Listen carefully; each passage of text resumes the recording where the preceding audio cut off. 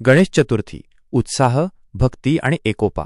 गणेश चतुर्थी हा महाराष्ट्रातील सर्वात मोठा आणि महत्त्वाचा सण आहे। हा सण गणपती बाप्पाच्या आगमनाचा, उत्साहाचा, भक्तीचा आणि एकोप्याचा प्रतीक आहे। भाद्रपद महिन्याच्या शुक्ल पक्षात चतुर्थी तिथीला हा सण साजरा केला जातो। महाराष्ट्राच्या घराघरात आणि गल्लीबोळात या काळात एक वेगळाच उत्साह संचारलेला असतो। या सणाची तयारी काही दिवसांपूर्वीपासूनच सुरू होते। घरांची स्वच्छता केली जाते, आकर्षक सजावट केली जाते आणि गणपती बाप्पाच्या मूर्तीची निवड केली जाते।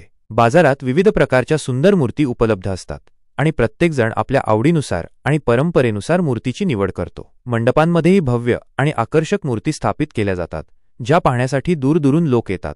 गणेश चतुर्थीच्या दिवशी सकाळी गणपती बाप्पाची स्थापना केली जाते, याला प्राणप्रतिष्ठापना असे म्हणतात।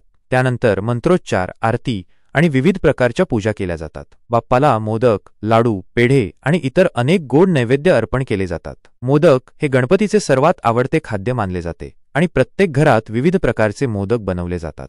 हा सण केवळ धार्मिक विधींपुरता मर्यादित नाही, तर तो सामाजिक एकोप्याचा आणि सांस्कृतिक परंपरेचाही भाग आहे।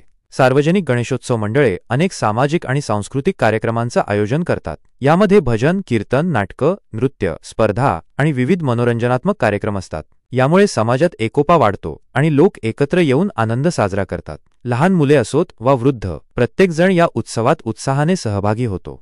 10 दिवस चालणाऱ्या या उत्सवाचा शेवट अनंत चतुर्दशीला होतो। या दिवशी गणपती बाप्पाला निरोप दिला जातो। पुढच्या वर्षी लवकर या असे म्हणत बाप्पाच्या मूर्तींचे विसर्जन केले जाते।